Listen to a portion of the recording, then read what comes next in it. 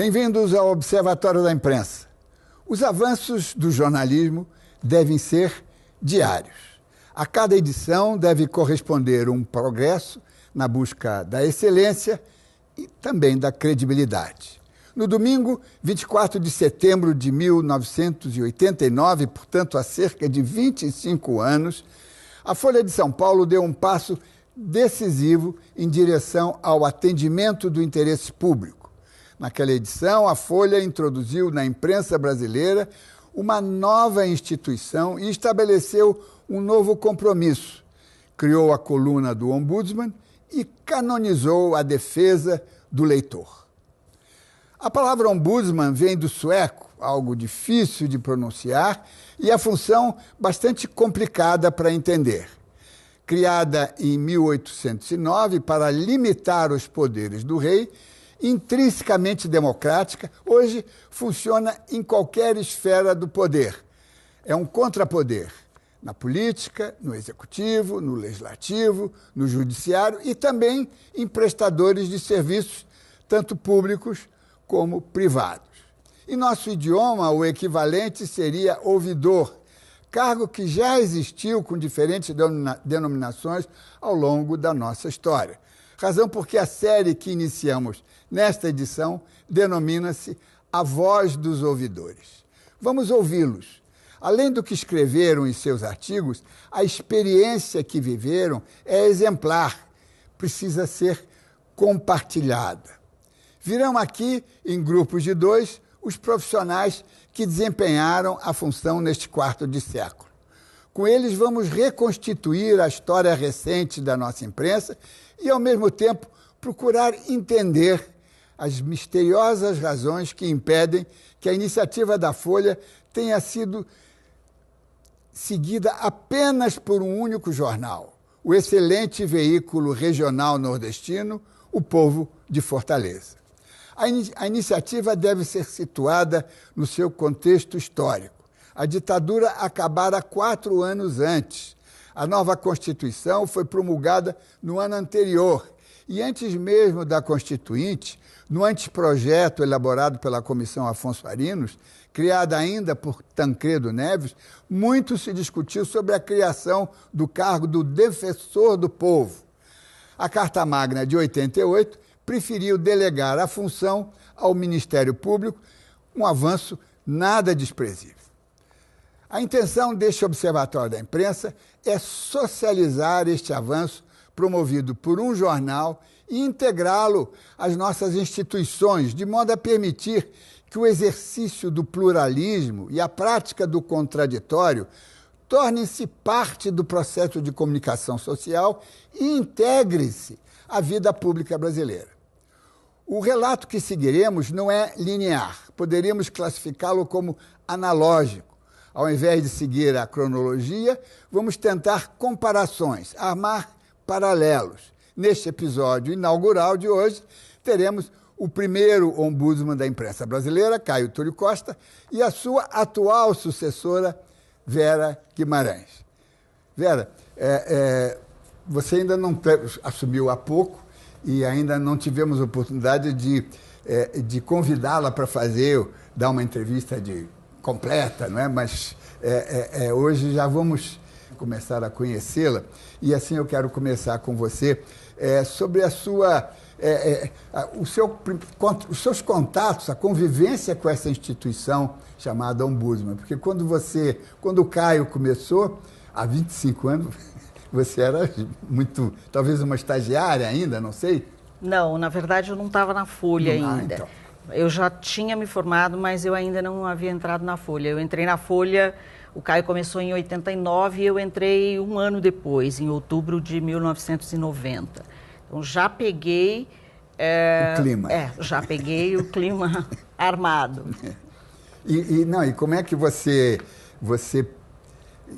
como uma recém-formada, como é que você sentiu essa instituição nova, né? Porque foi uma revolução nas redações, não? Então, quando eu entrei já existia, você já recebe com uma certa naturalidade, porque você não tem a experiência anterior. Ok, era vendido como uma novidade e tal, mas quando ela começou, eu era, na verdade, uma leitora da Folha e não uma profissional. E quando eu comecei também, eu não comecei diretamente na redação da Folha, mas num novo projeto, que era o projeto dos cadernos regionais. Então, eu trabalhava num dos cadernos regionais, que funcionava na redação, mas era o caderno do ABCD. E o Caio não se dedicava nessa época, acho que os ombudsmans não faziam críticas específicas sobre os cadernos regionais. Então, eu meio que assistia a coisa de camarote. De camarote. Caio, você merece uma estátua, né? Por várias razões, mas realmente o fato de ser o primeiro ouvidor ou ombudsman que não me tenha, realmente é um marco, não é? Agora, não foi assim uma decisão, uma canetada da direção do jornal, foi um debate intenso que o jornal travou. Se você pudesse nos trazer alguma coisa dessa... Não, a ideia de ter um ombudsman na Folha já vinha desde 84. Nós ficamos, o Otávio estava muito impressionado, o Carlos Eduardo, o próprio Boris, nós ficamos muito impressionados com o trabalho de ombudsmans fora do Brasil, principalmente, na época, o trabalho do ombudsman do Washington Post, que eu li as colunas dele com muita, enfim, avidez ali todos os domingos, e o ombudsman do El País. Que chama lá Defensor del Lector, né? El Defensor del Lector, E aí decidimos, vamos fazer aqui, seria legal. A ideia foi comprada ali por todo mundo. Tanto que eu fui incumbido de convidar algumas pessoas. E eu convidei. Convidei em nome da Folha, convidei o Betting, convidei o Augusto Nunes, convidei o Sérgio Augusto, convidei... me escapa um pouco, mas convidei mais algumas pessoas. E ninguém topou. Ou ninguém tinha ingenuidade suficiente para topar. E aqui, até fizemos uma sala, teve uma reforma ali no quarto andar, deixamos uma sala especial para o ombudsman, tinha lá a placa, mas não tinha ombudsman, aquela vazia, coisa. Né? Vazia. Na época eu era secretário de redação, depois eu fui para a França como correspondente, e 2 anos e pouco depois de estar na França, eu recebi um telefonema do Carlos Eduardo me sondando se eu toparia, porque o jornal fez uma reunião com os editores e os editores cobraram. E esse ombudsman, quando vem? Cobraram publicamente ali naquela reunião entre a direção e os editores e jornalistas. E aí falaram, olha, o pessoal quer saber se você topa, o Otávio quer te convidar. Aí eu falei, bom, não sei, tem que voltar, é uma missão, tem que voltar, etc., é uma missão. Uma tarefa. Falei, tá bom. E aí eu tive a ingenuidade de topar. Porque, desculpe a vera, mas só os ingênuos topam essa função. Só. O cara com cobra criada não topa. Não topa, né? Alguém com alguma experiência ali não topa mesmo. Não topa mesmo. Enfim, aí eu topei e me instruí mais ainda, né? Mesmo na França eu acompanhava ali o trabalho dos colegas e topei e cheguei aqui, nem entrei em férias, cheguei aqui e comecei a trabalhar em setembro. E a primeira coluna saiu quase no fim do mês. Né? E como é que o impacto, né? Porque você entrou derrubando o pau da barraca um pouco, né? Não, acho que não foi assim, não. Acho que foi num crescendo.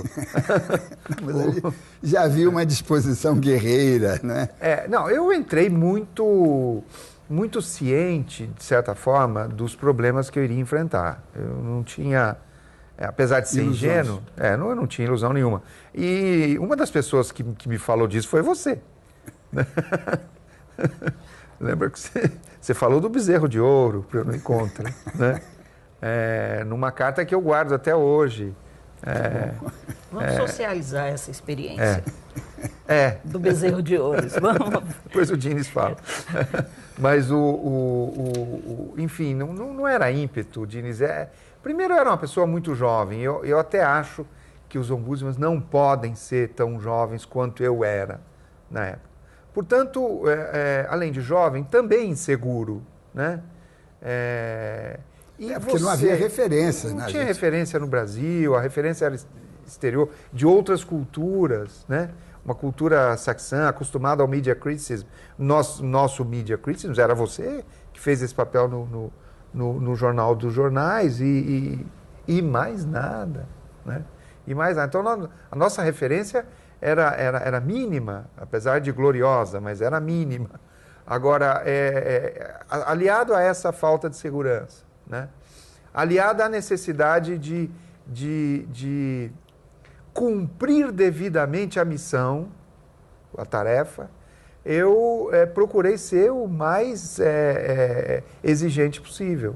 E fui. Vera, a sua primeira coluna, você já entrou na pauta do dia a dia, né? Pegou a temporada eleitoral e saiu com um título, A Incontinência Declaratória, né? Quer dizer, esse vício que tem a nossa imprensa de se agarrar a várias coisas, mas uma dessas coisas são aspas, né? Qualquer uma delas, né? Não importa se elas tenham peso ou se... Sentido. Sentido. Não tem... Você encontra isso diariamente no jornal, em qualquer matéria. Às vezes elas são absolutamente redundantes, o texto afirma e depois você entra com uma aspa que reafirma exatamente o que o texto anterior disse. Mas na minha coluna eu tratei especificamente de um aspecto que eu acho que irrita muito o leitor, que é essa proliferação de aspas em ano eleitoral. Claro. E que é aquele troca-troca de insultos e de espicaçadas e de acusações, e que fica para o leitor uma coisa muito vazia. E aí eu me coloco na situação do leitor e cobrava exatamente essa questão. Porque aí também você segue a agenda do que os partidos querem e é uma discussão vazia, é uma discussão que... eventualmente você pode ter uma aspa ou outra que realmente faz sentido, porque ela tem a capacidade de mudar uma campanha eleitoral, e a gente já viu isso com Ciro Gomes, que uma declaração infeliz, alguma coisa, mas a maior parte delas não é isso, a maior parte delas é troca de acusações como criança. E você fala que nós estamos nos curvando as estratégias dos partidos, eu diria que é pior, a estratégia dos marqueteiros, não é? Exatamente. Porque eles preparam as suas bombas, não é? E o jornal, espiando, vai atrás, não é? E a gente os jornalistas,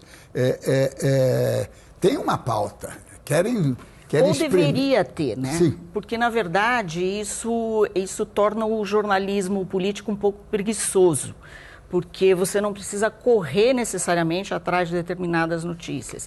Então, se você sabe que você tem no fim de semana a convenção do PT, você fala a convenção vai ser no sábado, eu não preciso me preocupar com a manchete de domingo. Está garantido. Porque a manchete de domingo está garantida na convenção do PT. Entre aspas, né? Entre aspas. Entre aspas mesmo. A manchete. Exatamente. Literalmente. Então não tem mais nenhuma coisa que eu acho que havia anteriormente uma preocupação maior, que era você qualificava os jornalistas que iriam cobrir aquilo, para olhar todo o entorno, para saber como é que foi, como é que aconteceu, como foi realizado, quanto custou. Enfim, você dava o entorno todo e o pronunciamento ali entraria se fosse relevante. Agora, eu acho que não é uma questão da Folha ou não, eu acho que, de uma forma geral, nós estamos assim, se vai ter convenção, ela vai ser a manchete e alguém vai falar alguma coisa. E a gente aposta só nisso. Não, e não investiga, não prepara, não apresenta. Não prepara material. Não faz jornalismo. Exatamente. A Vera falou em matéria. Eu insisto com os meus alunos para não usar o termo matéria. Nós tiramos esse termo matéria do manual, inclusive, para nenhum jornalista da Folha usar. Porque o que ela está falando tem tudo a ver. Os jornalistas só podem chamar de matéria se aquilo que eles escreverem tiver substância. Em geral, não tem. Sim, a matéria tem que Agora, ser. a matéria pressupõe substância. Então, eu tenho dito para os meus alunos em geral o seguinte, olha, matéria quem faz é só Deus. Jornalista faz texto, faz artigo, né? Compila declarações. Mas é que o nosso idioma, sobretudo o idioma do jargão jornalístico, é muito pobre. Se a gente falar numa história, os americanos usam muito story. E se nós falamos em história, fica uma coisa muito literária. Não, mas fala artigo, fala texto, reportagem, documentário. Talvez é mais. Mas eu vou ter que dar um... Mas isso é uma idiosincrasia do velho ombudsman. Eu não tenho nenhum preconceito com a palavra matéria. Então, eu aproveito para fazer uma pausa e voltamos daqui a pouco.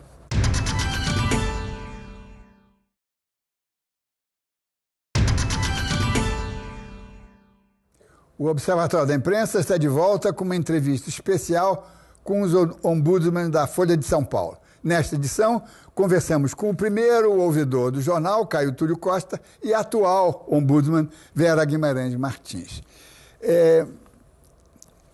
Caio, você quando o seu primeiro artigo, já há 25 anos, né, você vê como a coisa ganha uma importância histórica, né? Eu acho formidável, inclusive, o título que você deu. Quando alguém é pago para defender o leitor. Quer dizer, é uma questão de princípio, está ali colocado que essa é a diferença, a pequena diferença. Porque criticar um jornal e defender o leitor, todo mundo faz, né? Agora, ser pago pelo jornal para criticar o próprio jornal, e aí criar toda essa estrutura, até legal, não é? Institucional, vamos chamar assim, isso é um negócio extraordinário. Como é que você vê... Agora, deixa eu só completar ainda o raciocínio. Então, a Folha mantém, quer dizer, o importante é alguém aparecer com o seu nome, com sua história, com as suas opiniões, com a sua consciência, independência. Mas, no meio do caminho, houve um episódio que nós vamos, evidentemente, tratar, é que uma das conquistas desse avanço da Folha era a publicação, quer dizer, a divulgação dos comunicados internos, né? da troca de opiniões interna pela internet. E isso foi suprimido. Eu tenho cá comigo que se o ombudsman sabe que aquela crítica diária vai para a internet, ele vai se segurar nessa crítica diária. Eu acho que é contraproducente para a produção do jornal. Na crítica diária, a minha crítica diária era muito mais incisiva, muito mais cobradora do que a crítica pública. E é normal que seja assim. Claro. Certo?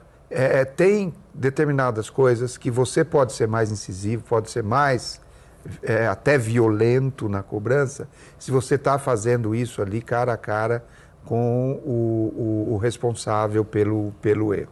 Que é o seu colega. Exatamente. Então, é uma faca de dois gumes, é um problema. Quer dizer, que é mais transparente? É mais transparente. Agora, necessariamente o ombudsman vai se segurar.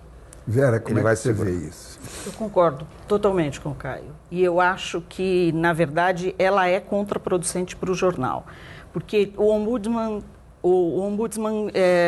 tem duas funções ali. Ele tem essa função de ser o defensor do leitor ali, de fazer a intermediação com a redação, mas a cobrança diária é também uma cobrança de conteúdo, de processos, e nesse processo você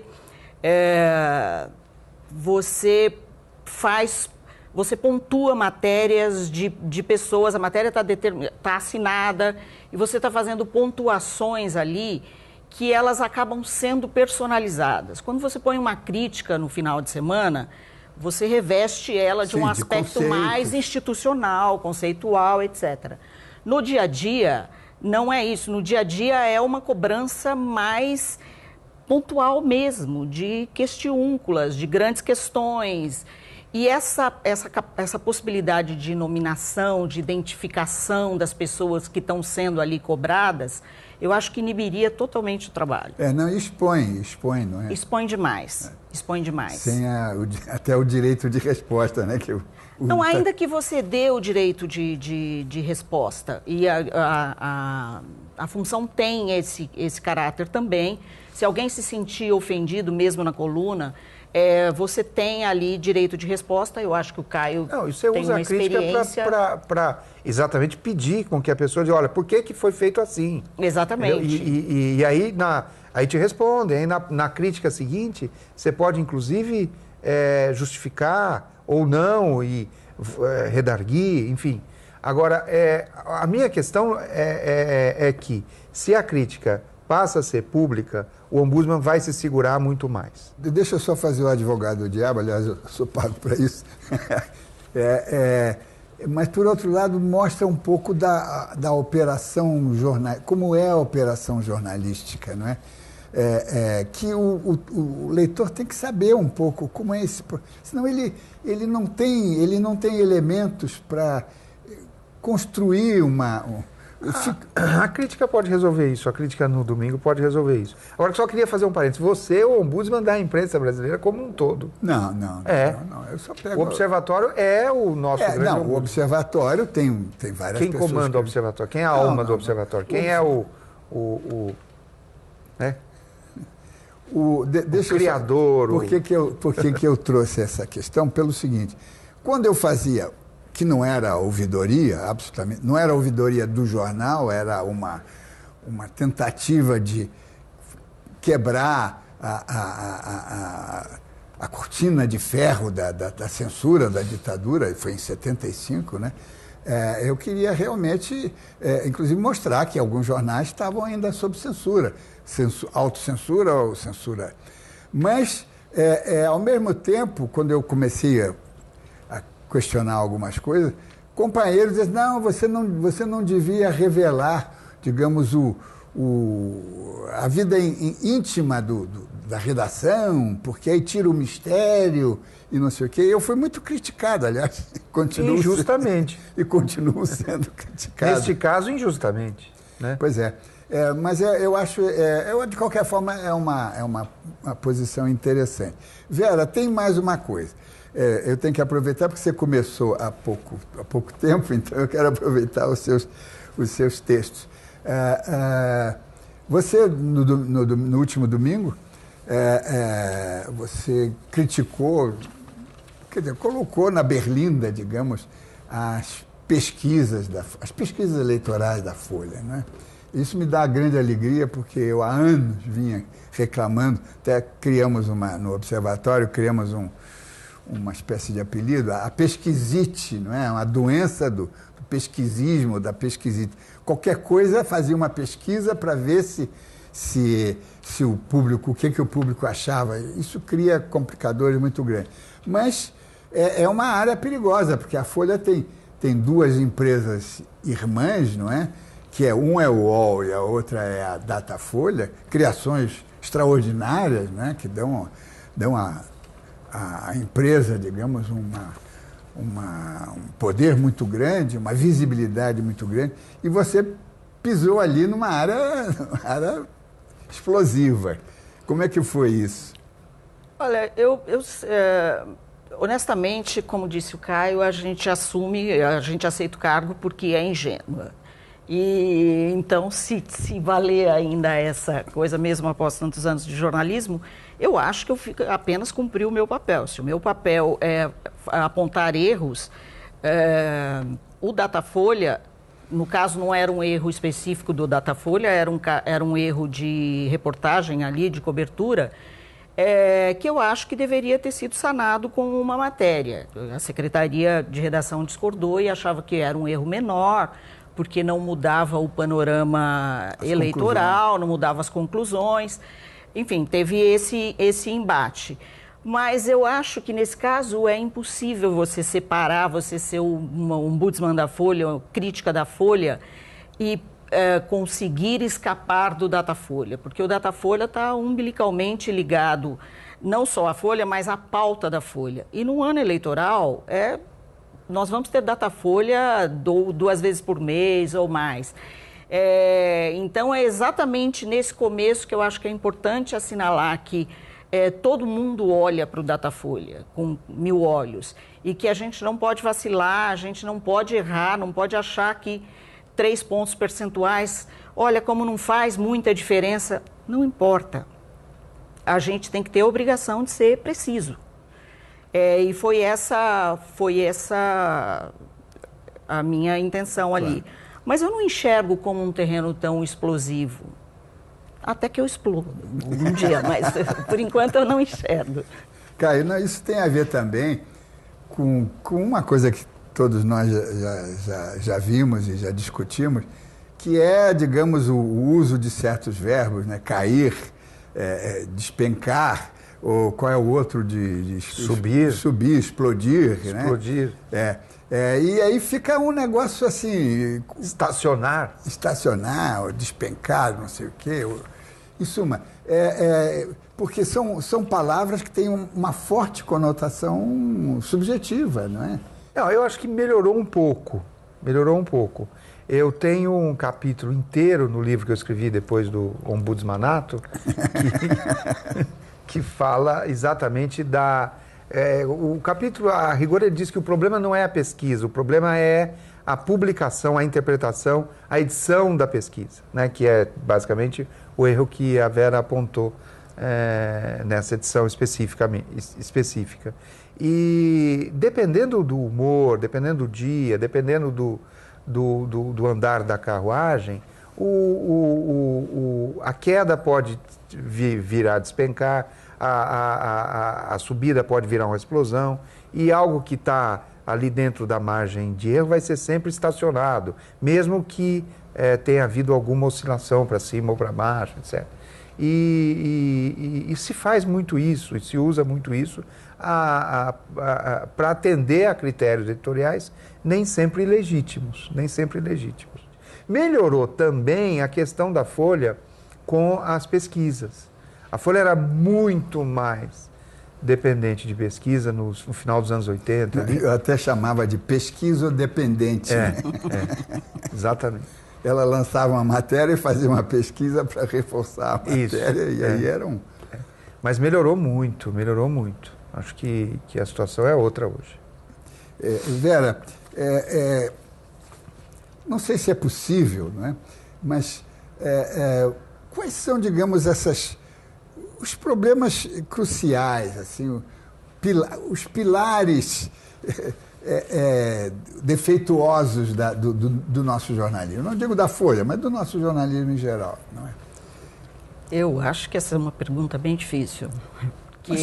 Nomeie alguns deles assim. Eu acho que a gente tem um problema muito grande de qualidade de texto. Isso é o problema primordial, eu acho. Tem falta de especialização, e isso, a questão do diploma, da obrigatoriedade do diploma, que foi uma coisa que com quem a Folha sempre brigou, também prejudicava muito, prejudica até hoje. E eu não sei, eu acho que essas duas coisas são o que me incomoda mais. Porque tem uma série de falta de investigação, né? Eu acho que tem um problema espírito investigativo, preguiça de não entrar na documentação. Eu não sei se é só uma questão de preguiça. Eu acho que ainda se faz investigação, mas já se fez mais. Porque o que significa? Você botar alguém para fazer uma matéria investigativa significa, às vezes, você deixar o repórter fora da pauta por semanas, às vezes por 2 meses. E nesse contexto atual, que foram se enxugando as redações cada vez mais, cada vez menos a gente tem esse luxo de poder deixar um repórter, e normalmente é um repórter qualificado, bem qualificado, fora da pauta tanto tempo. Então isso também eu acho que é um problema. O que me incomoda é a preguiça de investigar, investigar no seu sentido Curiosidade. amplo, que é aquela curiosidade intelectual de ir atrás de um assunto, ler sobre o assunto, buscar as informações relativas àquele assunto, se aprimorar em relação àquele assunto para escrever determinada isso reportagem. É uma preguiça generalizada, eu vejo isso, porque hoje eu estou do outro lado do balcão, né? Eu trabalho numa empresa de comunicação corporativa. Tá? E muitas vezes eu sugiro pautas para os jornalistas. E se você não entrega a pauta mastigada, se você não entrega as informações exatamente como ele quer que elas chegam, não adianta você dar a pista para ele, vai lá e olha isso. Não vai. É uma preguiça brutal, não vai. Não olha, não raciocina e não trabalha essa documentação. Isso realmente tem um problema. O que dá às empresas de comunicação uma força muito grande. Acabam publicando press releases. E eu não quero que ele publique um press release do meu cliente. Eu quero que ele publique, tá, uma reportagem boa e com dados sobre o cliente, enfim. Mas no fim acaba publicando o press release. Esse é um mal do nosso jornalismo. Um deles, que é a publicação sistemática dos releases, seja na política, seja no jornalismo econômico, seja no jornalismo esportivo. Não, e nos cadernos de arte e cultura. Nos cadernos culturais é onde a coisa acontece mais pesadamente, né? Porque a agenda cultural é toda definida fora dos jornais. Né? Resenha, não se resenha mais como antigamente. Pois é, mas esse assunto é quente. Vamos fazer um pequeno intervalo e voltamos daqui a pouco.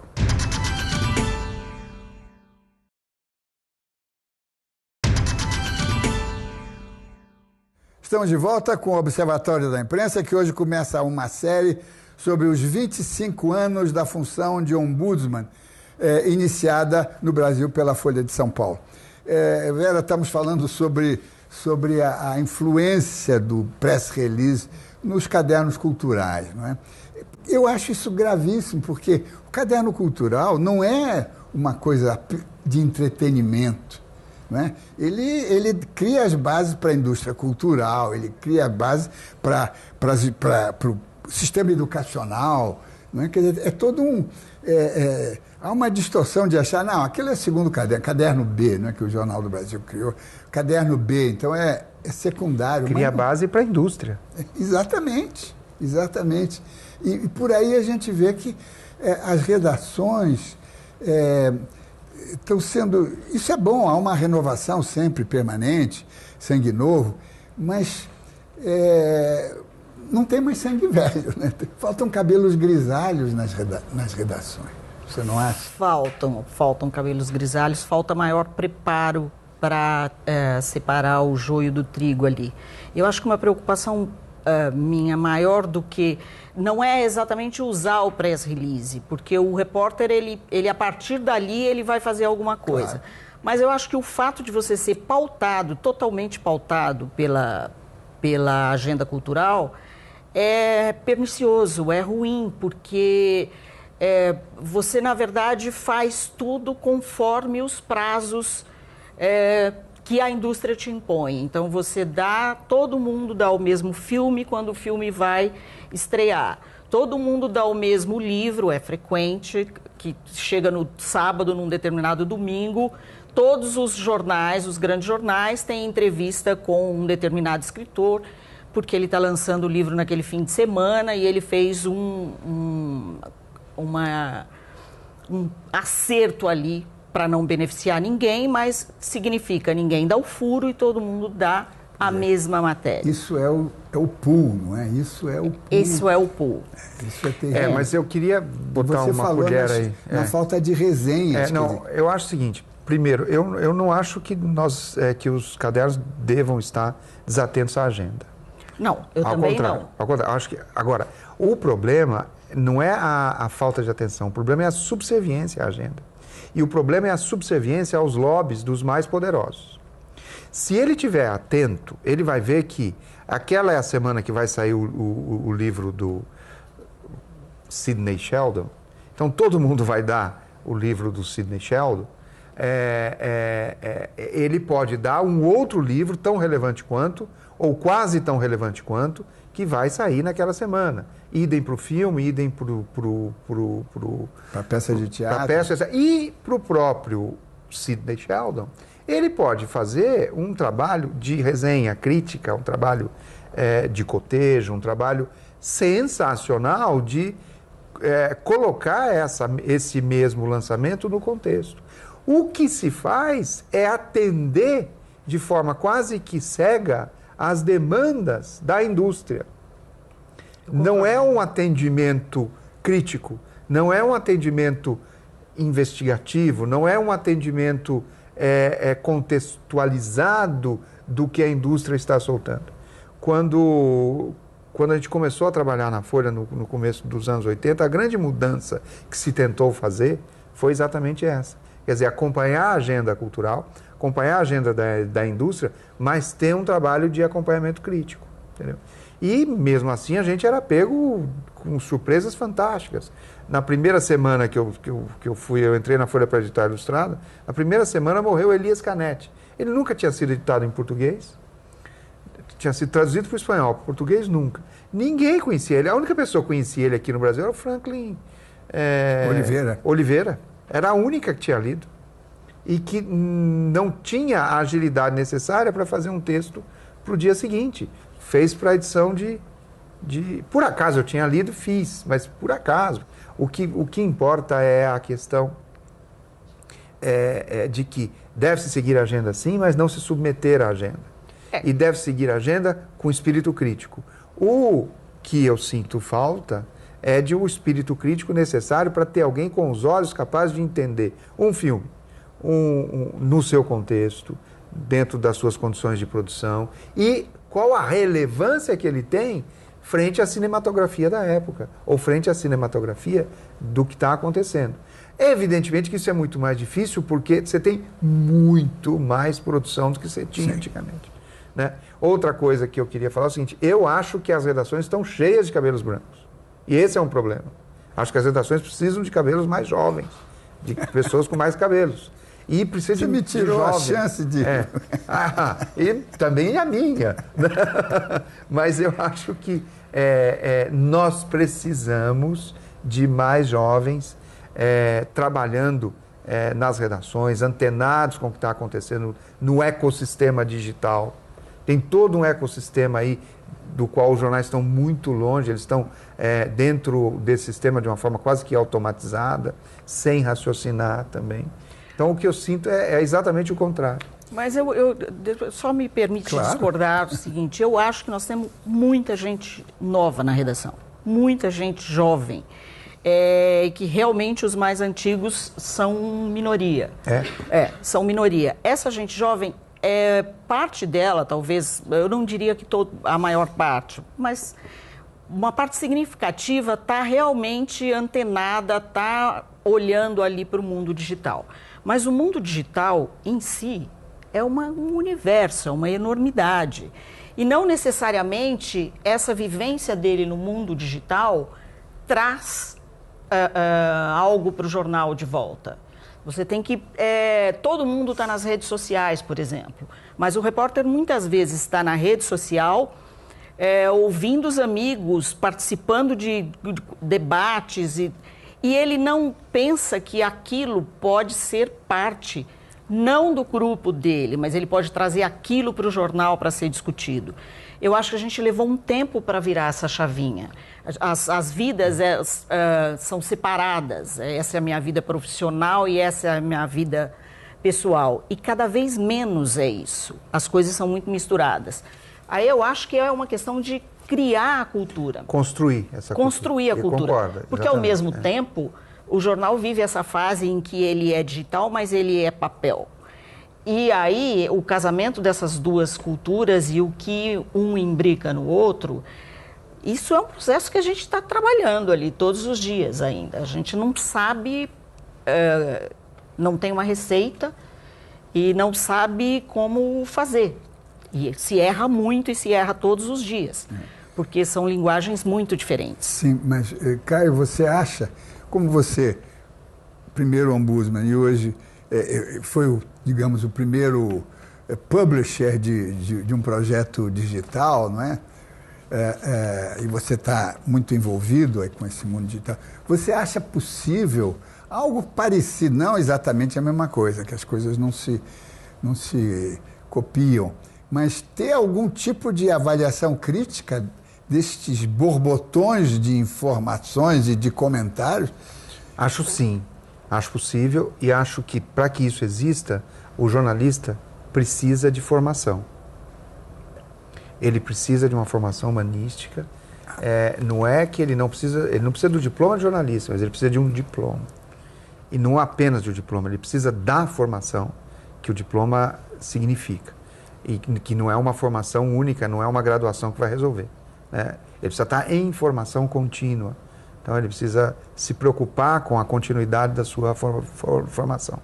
Esse é um dos outros problemas que sempre tivemos. Não é um problema de hoje, não é um problema que sempre tivemos, que é o da formação contínua do jornalista e a capacidade de entendimento crítico.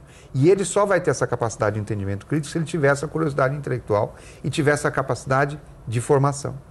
E se interessar por estar continuamente em formação. Eu estou com quase 60 anos e não paro de tentar me atualizar. Pode ser que até que eu nem consiga mais direito. Acho que ninguém mais consegue. Mas eu tento, pelo menos, né? Então, e eu não vejo isso acontecer de forma sistemática. Eu acho que as redações devem se preocupar com isso, as direções devem se preocupar com isso e devem insistir para que as equipes estejam permanentemente sob algum tipo de formação, né? O que vai lhe dar essa capacidade crítica, de entendimento. Ou de saber com quem falar para poder discernir sobre algo, para poder entender algo, ou para poder reproduzir e para poder contextualizar determinada situação. Vera, como é que você vê a possibilidade de um desdobramento do ombudsmanato, né? Como é que você chama? Ombudsmanato. Ombudsmanato, ou da ouvidoria, que fica mais fácil, ser estendida para, não digo para toda a blogosfera, mas para, digamos, os blogs, o portal do jornal, para evitar...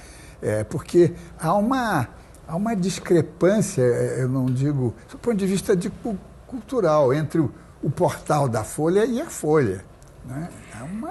Às vezes eu levo os de conteúdo. De conteúdo, de idioma, de temática. Sabe? A Folha impressa tem uma categoria, às vezes essa categoria não se reflete no portal e às vezes nem na folha digital, não é? Isso infelizmente é um cenário que está caminhando, não sei como vai se resolver isso, mas você tem normalmente nos portais, no digital, você tem a mão de obra menos experiente. Digamos que é por onde entra, o digital virou porta de entrada agora. Então, você tem ali as pessoas mais experientes, mas o digital tem, pela sua própria natureza, tem aquele imediatismo que não dá, e uma quantidade absurda de produção, que não dá para ser o tempo todo, não passa por uma mão mais experiente, não passa por um outro olhar. Ou muitas vezes quando passa, isso já está no ar. Então fica muito difícil. São duas coisas muito difíceis. Primeiro, controlar o que vai para o ar para que ele tenha a qualidade que o jornal tem. E segundo, essa história que você me pergunta sobre o ombudsman atuar sobre isso. Eu não vejo a menor possibilidade no formato que o ombudsman é agora. Eu acho que é necessário, é uma das angústias que eu tenho, mas eu acho que teria que se pensar num novo formato. Talvez num departamento. Exatamente. Numa ouvidoria mesmo. Que ficasse atenta diuturnamente ali para o conteúdo. Na minha época, de ombudsman, o Yomiuri Shimbun tinha um comitê de 21 ombudsman. Era um jornal de 16 milhões de E com muitas edições, né? Muitas edições, regionais, né? Mas, enfim, o que eu queria dizer é o seguinte, o UOL teve ombudsman e fechou. Né? Não deu conta? Não deu conta. E no IG, quando eu estava lá na presidência, nós tivemos o ombudsman, que por sinal você devia chamar, que é o Mário Vitor Santos, que teve a experiência. Ele foi ombudsman de um portal e foi ombudsman na Folha, que é uma experiência riquíssima. Ele virá porque ele foi 2 vezes ouvidor da exatamente. Folha. Né? E foi 2 vezes ouvidor da Folha e foi ombudsman do IG. E encerraram, depois que eu deixei a presidência do IG, encerraram a função. Mas eu acho sim, tem sentido, e se tiver uma equipe, pode facilitar muito o trabalho, digamos, de alguém com mais experiência e capacidade de entendimento ali do que está acontecendo. Porque tem não só o negócio de evitar os erros, e erros de linguagem e posturas, mas também tem uma coisa, eu diria, política, porque o ouvidor, o ombudsman, ele é um contrapoder. Né? A democracia impõe a existência de contrapoderes. Né? Tem que ter, para que o processo se enriqueça. Não é? Eu vejo na criação do ombudsman e na crítica da imprensa também, o contrapoder indispensável para que a imprensa possa ser livre e possa ser acreditada. Não é? Se a informação digital não tem o seu contrapoder, é um desastre. É um dilúvio, talvez, não? Não sei. É bastante complicado, mas eu, sinceramente, não enxergo, talvez o Caio, que tenha tido essa experiência digital... Como fazer, né? Mas eu acho que teriam que ser equipes ou pessoas separadas para dar conta, porque há muita diferença entre os 2 meios ali. Sim, e aí claro. eu realmente não consigo imaginar como é, porque a parte em que você corrige os erros que estão no ar, que você chama atenção para determinadas coisas, essa é a mais fácil de fazer. Isso, se você tiver um redator experiente, ele pode fazendo isso. Agora, essa outra parte institucional que você chama de contrapoder, como é que você faz isso num conteúdo que foi para o ar, está no ar? E que é mudado... Sim, a cada segundo. A cada segundo. Como o tempo está se esgotando, e tenho aí uma pergunta que eu acho importante, sobre a vivência dos ombudsman ou dos ouvidores. Caio e depois Vera, como é que você hoje, 25 anos depois, o que significou essa... Foi apenas um acidente na sua vida, um bom acidente na sua vida, ou deu a você uma vivência, uma ferramenta, um olhar? Em suma, o que significou ser... Não, eu acho que até hoje, mesmo eu tendo feito coisas que eu considero muito mais importantes, por exemplo, o fato de ter sido... o criador do UOL. Secretário de redação da Folha, ter ajudado a fundar o UOL, ter presidido o IG, enfim... acho que são responsabilidades importantes, mas muito maiores do que a responsabilidade do ombudsman individualizada numa figura cri-cri ali, certo? Mas as pessoas se lembram só disso. Só falam disso. Eu virei o ombudsman eternamente. Mas isso não é bom? Quer dizer, o olhar crítico... Sim, mas daqui a pouco... eu fico mais velho, aí todo mundo já esquece, entendeu? E Vera, você está começando o seu mandato, mas você já tem uma dimensão do que isso vai significar na sua biografia. Tenho. Eu digo do seu ponto de vista existencial. Eu tenho. Talvez isso é o que tenha me feito aceitar o convite, porque eu sempre atuei mais nos bastidores, é o trabalho de quem faz edição, de quem é editor, então você fica muito mais por trás das câmeras, vamos dizer assim. E ser um ombudsman é uma coisa que te força a se expor. Que eu te confesso que para mim trauma, não é uma coisa que eu faça. É um problema. É um problema. Ninguém gosta de se expor. Mas eu acho que quem escreve, quem tem coluna, já tem normalmente esse grau de exposição, já está acostumado com isso. Para quem trabalha do outro lado do balcão, a transposição é muito maior, né? O caminho que você faz é muito maior. E aí você tem anos de redação em que você está ali com os colegas fazendo o produto e depois você entra do outro lado para criticar o produto feito. Eu não sei se o Caio tinha isso na época dele, mas é uma coisa que incomoda um pouco, porque você vira ali meio engenheiro da obra pronta. Sim. Mas sim, este é o seu papel. É uma coisa que incomoda que você tem que fazer, mas eu acho que vai ser uma experiência enriquecedora. Eu espero entrevistá-la daqui a 1 ano ou 2, só para saber se o seu pressentimento deu certo. Tomara. Chegamos ao final desta edição. Quero agradecer aos jornalistas Caio Túlio Costa e Vera Guimarães Martins pela entrevista sobre o papel do Ombudsman nesta série que começamos agora, A Voz dos Ouvidores.